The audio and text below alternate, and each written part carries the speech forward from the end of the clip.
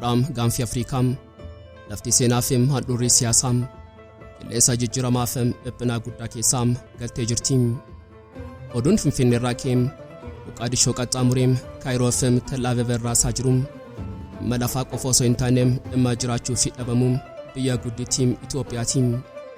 Yeroo ammaa kana ilmaan biyyattii gama tokkoon aangoo qabachuun gama biraatiin ammoo beekumsa qabatanii hiree biyyattii irratti yaada bilchaataa dhiyeessaa jiru. Itoophiyaan maaliif ulaa galaanaa barbaaddi? Dr. Abiy Ahimed waggaa duraa yeroo dhimma kana kaasan namoonni baay'een akka waan isaan waraana barbaadanitti fudhatan. Jawar Mohammed namicha seenaa fi siyaasa addunyaa gadi fageenyaan xiinxalu gama biraatiin dhufee ifa haaraa dhimma kana irratti ibsee jira.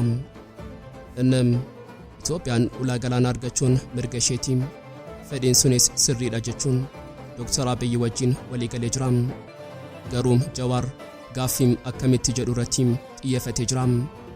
Nutis har'a xiinxalaa gadi fagoo kanayyuu siyaasaa beekamaa Jawar Mohammed gaazexeessaa BBC ammayyuu taana wajjin taasisan bu'uura godhachuun mul'ata ministeera muummee Dr. Abiy Ahmed fi akeekkachiisaa Jawar Mohammed walitti fiduun dhugaa lafa jalaa fi furmaata isaarratti gabaasa bal'aa qindeeffannee dhiyaannee jirra.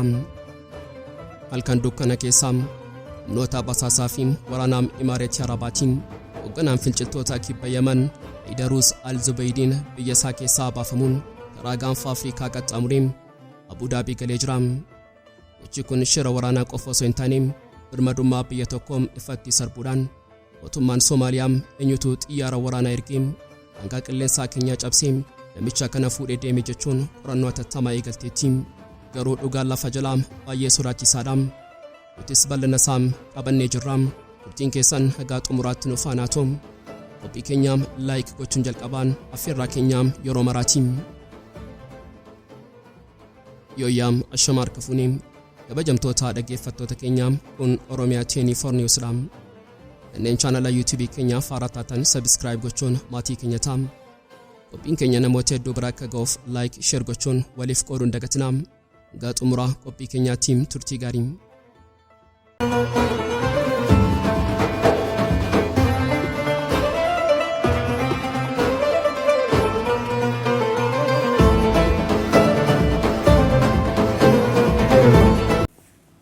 Itoophiyaan tarsiima ofiimaamata qabdu turte Somaliland irratti bara mallasaati irraa kaasee dursinee beekamtiin kenninu garuu gaafa biyyoonni beekamtii kennuu eegalan itti aanseenuu kenna ejjennoo jedhamu ture. Ejjennoon kun waggaa 3 jijjiirame waliigaltee Somaliland argachuudhaaf Itoophiyaan immoo beekamtii kennuudhaaf Gaanfa Afriikaa lafti seenaa fi handhuurri siyaasaa gurraachaa qilleensa jijjiiramaa fi dhiphina guddaa keessaa galtee jirti. Oduun Finfinneerraa ka'ee Moqaadishoo qaxxaamuree Kaayiroo fi Tel Aviv irraa isaa jiru dhimma lafaa qofa osoo hin taane dhimma jiraachuu fi dhabamuu biyya guddittii Itoophiyaati.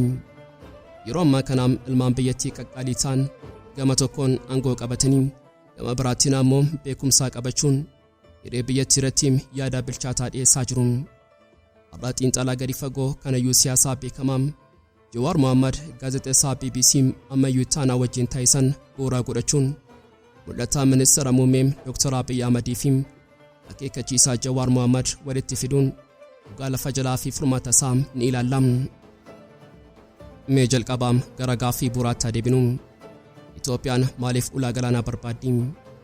Dr. Abiy Ahmed waggaa duraa yeroo dhimma kana kaasan namoonni baay'een akka waan inni waraana barbaadutti fudhatan. Garuu dhugaan lafarra jiru akkuma Jawar Mohammed ibsee Itoophiyaan biyya guddittii uummata miiliyoona 120 olii qabdu taatee ulaa galaanaa dhabuun ishee madaa seenaati.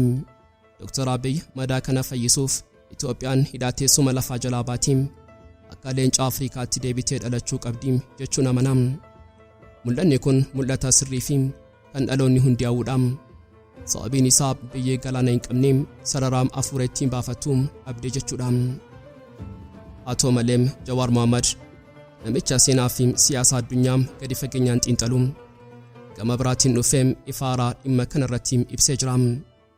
Inni Itoophiyaan ulaa galaanaa argachuun mirga isheeti, fedhiin sunis sirriidha jechuun Dr. Abiy Ahimed wajjin walii galeem garuu Jawar gaaffii akkamitti jedhu irratti xiyyeeffateem akka xiinxala Jawaritti rakkoon amma uumame kun kan dhufeem fedhii Itoophiyaa qofarraa osoo hin taaneem turkii humnoota gurguddoo Middle Powers jedhaman kanneen akka Imaaratii Arabaa, Saudi Arabiyaa, Turkii fi Qatar irraa maddeem.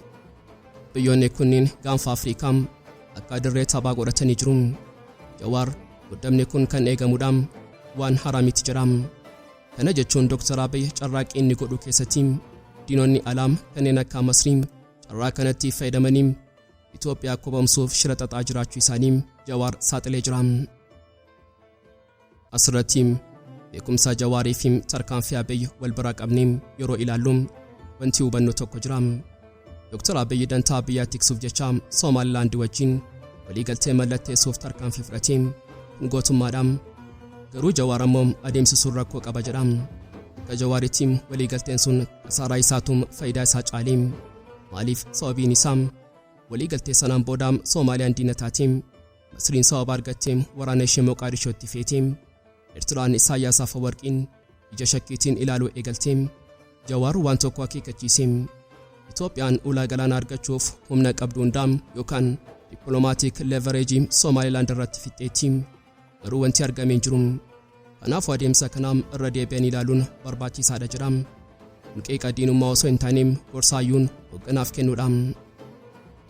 Dhimma hunda caalaa nama dhiphisuu fi Jawar gadi jabeessee kaasee gahee Imaaratii Arabaa yookaan United Arab Emirates dha. United Arab Emirates hiriyaa Dr. Abiy Ahmediitiin hiriyaa Soomaaliyaatiin hiriyaa Somaliland dha. Jawar biyyoonni kunniin dantaa mataa isaaniitiif jecha nu wal lolchiisu. Isaan nageenya keenya caalaa to'annoo galaanaatiif dursa kennu jedheen. Kun immoo Dr. Abiy fi mootummaan isaa of eeggannoo guddaa akka godhan kan gorsudha. Yeroo Israa'eel fi United Arab Emirates gaanfa Afriikaa keessa seenan isaan nageenya fiduuf osoo hin taaneem tarsiimoo waraanaa isaanii tikfachuuf Itoophiyaan tapha kana keessatti akka kaardiitti taphatamuu hin qabdu kan jedhu ergaa Jawariiti. Wanti hunda caalaa murteessaan garuu dhimma nageenya keessootiin asirratti Dr. Abiy fi Jawar wal dhaga'uu qabu. Dr. Abiy Itoophiyaan humna guddaadha jedhee tamanaam. Jawar garuu eeyyeem humna guddaadha. Garuu humni alaa kan mirkanaa'u yoo keessi nagaatee qofa jedha. Jawar dhugaa dhooftuu tokko lafa kaa'ee jira. Itoophiyaan yeroo ammaa kana utubaa nageenyaa gaanfa Afriikaa ta'uu dadhabdeetti. Sababiin isaa rakkoo keessoo waraana Oromiyaa fi Amaaraa waan qabduuf. Akka Jawaritti yoo mootummaan Dr. Abiy rakkoo keessoo kana nagaan furee humna isaa alatti baasuu danda'a. Oromoon, Amaarrii fi Tigraay yoo tokko ta'an Masriinii fi Soomaaliyaan Itoophiyaa tuquu hin danda'an jedha. Kun ergaa tokkummaatiin. Gama biraatiin shira Masrii fi Soomaaliyaan xaxaa jiran Dr. Abiy sirriitti hubatee jira. Masriin Soomaaliyaa gargaaruuf fakkaatti meeshaa waraanaa erguun ishee kallattiin Itoophiyaa waraanuuf osoo hin taane Itoophiyaa dhiphisuufidha. Jawar kana sirriitti ibsee jira.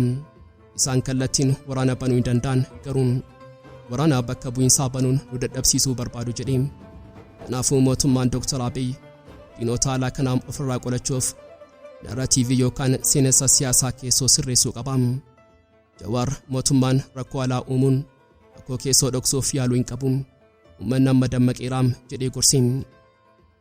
Dhumarratti Itoophiyaan har'a qarqara seenaa haaraarra jirti. Gama tokkoon Dr. Abiy Ahmed Itoophiyaan galaana qabaachuu qabdi, guddachuu qabdi jedhee cichee hojjeta. Gama biraatiin Jawar Mohammed sirriidha. Garuu mana ofii qulqulleessanii diina alaa morkatu malee keessi osoo dhiiguum alatti fiiguum balaa qabaam jedhee akeekkachiisa. Lamaanuu isaanii Itoophiyaa cimtuu arguudha fedhiin isaanii. Addunyaan yeroo ammaa kana Itoophiyaan kufaatiirra jirti moo ka'umsaam jechuun eegaa jirti. Deebiin isaa harka hooggantoota kanaa lamaanii fi uummata bal'aa keessa jira. Yoo gorsi Jawar dhagaamee nageenyi keessoo bu'ee mul'anni Dr. Abiy Ahmed dhugaa ta'uu danda'a. Yoo wal dhageettii dhaban garuu diinonni akka Masrii fi Al-Shabaab carraa argatu. Har'aa Finfinneen gidduu mul'ataa fi dhugaa lafarraa dhaabbattee hiree ishee murteeffachaa jirti. Hulaa Galaanaas ta'ee nageenya kan fiduu danda'u tokkummaa keessoo fi bilchina siyaasaati. Har'a gaanfa Afriikaa fi Galaana Diimaa oduu basaasaa suukkanneessaa tokkoon dammaqanii jiru. Osoo addunyaan nagaan jira jettee yaaddu kan dukkana keessaa humnoota basaasaa fi waraanaa United Arab Emirates hoogganaan finciltoota kibba Yaman Aydarus Al-Zubaydiin biyyasaa keessaa baafamee karaa gaanfa Afriikaa qaxxaamuree Abu Dhabii galee jira. Gochi kun shira waraanaa qofa osoo hin taane birmadummaa biyya Somaaliyaa ifatti kan sarbudha. Mootummaan Somaaliyaa eenyutu xiyyaara waraanaa ergee daangaa qilleensaa keenya cabsee namicha kana fuudhee deeme jechuun qorannoo atattamaa eegaltee jirti. Garuu dhugaan lafa jalaa baay'ee sodaachisaadha. Mee taatee baqaa kanaa tartiibaan haa ilaallu. Halkan walakkaa sa'aatii 6 booda magaalaa Yaman dooniin maqaan ishee Baamedaaf jedhamu mallattoo yookaan ibsaa ishee cufattee jirtu qarqara galaanarraa kaatee doonii kanarraa kan jiru nama salphaa miti. Hoogganaa SCTC Aydarus Al-Zubaydiidha. Dooniin kun dukkana galaanaa keessa lootee Yaman irraa gara gaanfa Afriikaatti gara Somalilanditti qajeelti. Sa'aatii 12 booda guyyaa saafaa dooniin kun ifata galaanaa Berberaa Somaliland geesse. Asirratti iccitiin harka United Arab Emirates ifa baam. Aydarus akkuma Berberaa ga'een bilbila iccitii kaasee namicha Abu Said jedhamuuf bilbilee. Abu Said kun eenyu? Inni General Awad Said Al-Ahbabi ajajaa opereeshinii waraana United Arab Emirates. Aydarus geenye jirraam jedham. Jeneraalichi xiyyaarri qophiidha jedhee. Diraamaan kun asirratti dhaabbatu. Uffata xiyyaara Berberaa irratti xiyyaarri waraanaa guddichi Ilyushin IL-76 meeshaa waraanaa fi loltoota fe'uu qophaa'ee eegaa ture.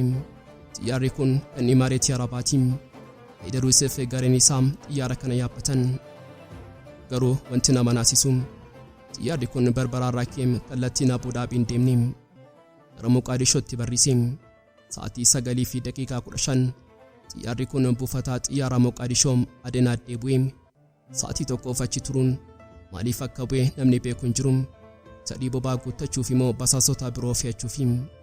Achiis Moqaadishoo irraa ka'ee galaana Arabaa fi galaana Omaan qaxxaamuree adarii isaa cufatee Abu Dhaabii uffata waraanaa arreef ga'e.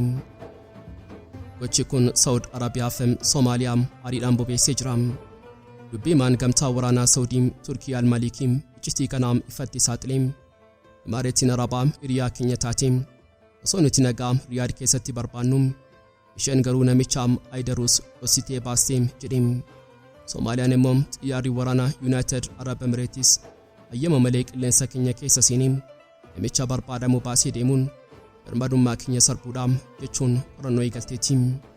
Wanti hunda caalaa nama dhibu xiyyaarri Ilyushin kun kanaan duras waraana Liibiyaa fi Itoophiyaa keessatti meeshaa waraanaa deddeebisuun kan beekamudha. Kana jechuun xiyyaarri kun taaksii daldalaa waraanaa fi basaasaati jechuudha. Walumaa galatti taateen kun waan tokko mirkaneessa. Berberaa Somaliland har'aan dhuraa opereeshinii humnoota alaa taatee jirti. Israa'el beekamtii kennuun ishee United Arab Emirates buufata waraanaa qabachuu ishee fi xiyyaaronni iccitii achi keessa deddeebi'uun isaanii gaanfa Afriikaa lafa basaasaa taasisee jira. Aydarus Al-Zubaydiin namicha kibba Yaman irraa ka'ee Berberaa fi Moqaadishoo qaxxaamuree Abu Dhaabii galee kun gaa'ila dhokkataa United Arab Emirates Somaliland fi finciltoota Yaman gidduu jiruun saaxilee jira. Soomaaliyaan niyyittii, Saaudiin ni dallantii, United Arab Emirates fi Israa'el ammoo tapha isaaniitti ufanii jiru. Gaanfa Afriikaa karaa daldalaa qofa osoo hin taane karaa iccitii namootaa fi shira siyaasaa ta'ee jira. Xumura irrattis biyyoonni faallaa Ameerikaa dhaabbatan Afriikaa kibbaatti shaakala waraanaa taasisuun Itoophiyaanis affeeramtee jirti. Afriikaa kibbaa Raashiyaa fi Chaayinaa irratti shaakala waraanaa 2026 taasisuuf biyyoonni BRICS hirmaatan. Dooniin waraanaa Chaayinaa fi Iraan shaakala waraanaa waloof Afriikaa kibbaa taasisaniif Pretoria galanii jiru. Shaakalli waloo kun biyyoota hedduu kanneen Ameerikaa waliin dippiloomaasii gaarii hin qabne kan hirmaachise yoo ta'u Afriikaa kibbaa qopheessituu shaakalichaati. Shaakalli kunis shaakala fedhii nagaa 2026 jedhamu yoo ta'u Chaayinaan dursaa jirti. Shaakalli galaana irratti taasifamu kun amajjii 9 hanga amajjii 16 kan taasifamuuf karoorfamedha. Biyyoonni kunneen Waashingtan irratti dhiibbaa dippiloomaasii taasisuuf shaakalicha akka qopheessantu himama. Keessumaa Afriikaa kibbaa biyyoota gurguddoo addunyaa Ameerikaa waliin muddamaa fi waldhabdee keessa jiran akkasumas michoota BRICS waliin walitti dhufeenya guddifachuun michummaa biyyoota faallaa Ameerikaa ta'anii cimsataa jirti. Qeeqxoonni mootummaa Afriikaa kibbaa shaakalli waraanaa kun Afriikaa kibbaaf bu'aa caalaam badhaa biraam itti fidaam yaaddoo jedhu qabu. Bulchiinsi Tiraamp Afriikaa kibbaa shaakala Raashiyaa, Iraanii fi Chaayinaa waliin geggeessuu isheetiif adabuu akka hin oolleem ibsaa jiru. Pireezidaantiin Ameerikaa Doonaald Tiraamp Afriikaan kibbaa uummata adii cunqursiti jechuun Siiriyaal Raamaafosaa waliin yeroo hedduu walii mataa turan. Biyyoota G20 enya Ameerikaan qopheessite irratti illee Ameerikaan hirmaachisuu diddeem. Shaakalli kun yaa'ii sana duraam adoolessa 2025 tti taasifamuuf karoorfamee akka tureem ministeerri ittisaa Afriikaa kibbaa kan ibseem. Haa ta'u malee yaa'ii G20 Johannesburgitti geggeeffamaa tureem waliin yaaddoof muddama hin uumneef yeroo biraatti akka darbu taasifameem. Akka ibsa humna waraanaa Afriikaa kibbaatti shaakalli kun raayyaa ittisaa biyya Afriikaa kibbaaf tumsa guddisuu fi daandii daldalaa galaanaa barbaachisoo ta'an eeguuf kan yaadamedha. Shaakala kana irratti biyyoota eeraman alas kanneen miseensa BRICS ta'an gaaffeeraman gabaasaleen kan ibsan. Haa ta'u malee hanga ammaatti tarree biyyoota hirmaatanii guutuun hin baaneem. Garuu dooniiwwan Chaayinaa, Raashiyaa fi Iraan waliin wal qabatan shaakala kana irratti hirmaachuun isaanii mirkanaa'ee jira. Baasni miidiyaa Afriikaa kibbaa Daily Maverick jedhamu akka mul'isutti Itoophiyaa fi Indoneeziyaan akka tajaajiltootaatti hirmaatu jira. Gama mootummaa Itoophiyaan garuu dhimma kana irratti wanti jedhamee fi mirkanaa'ee hin jiru. Doonii waraana Chaayinaa jalqabaa torban kanaa buufata galaanaa Siimon Taawun jedhamu keessaa buufattee turti. Suuraaleen miidiyaa hawaasaa doonii waraana Raashiyaa fi dooniin dhiyeessii adda addaa qarqara galaana gama dhiyaa Afriikaatiin gara Keep Taawunitti deemaa jiru agarsiisu. Misaa Majji 8 dooniin guddaan Iraan kan akka waltajjii loojistikii fi ajajaa sochootuutti tajaajiltu IRIS Makran naannoo magaalaa Siimonsittii argamee jira. Yeroo Ameerikaa fi Iraan muddama keessa jiranitti Afriikaan kibbaa humnoota galaanaa Iraan keessummeessuuf murteessuun ishee Ameerikaa fi biyyoota dhiyaarraa komii cimaa irratti kaasuu hin hafu. Baasalee kanaan duraam akka agarsiisanitti Afriikaan kibbaa shaakala waraanaa akkasii qopheessuun kan jalqabaa miti. Shaakalli waraanaa Afriikaa kibbaa Raashiyaa fi Chaayinaa kan of keessaa qabu kun isa sadaffaa ta'a. Bara 2019 akkasumas bara 2023 geggeeffamee jira. Kanaanis qeeqni dippiloomaasiin jabaan ishee mudatee jira. Bara 2023 Piriitooriyaan shaakala galaanaa BRICS kan waggaa jalqabaa Raashiyaan Yuukireen weerartee wajjin walsimuun erga qopheessitee booda Ameerikaa fi gamtaa Awurooppaarraa gaaffii cimaan ishee irratti ka'ee jira. Paartiilee mormitoota biyya keessaas yaaddoo qaban ibsanii jiru. Egaan kabajamtoota dhaggeeffattoota Oromiyaa 24 News guyyaadhaaf qabannee dhiyaannee asumarratti goolamaa. Kanneen chaanala YouTube keenyaaf haaraa taatan subscribe gochuun maatii keenya ta'aa. Qophiin keenya namoota hedduu bira akka ga'uuf like share gochuun waliif qooduun dagatinaa. Xumuraatti waan nu faana turtaniif galatoomaa.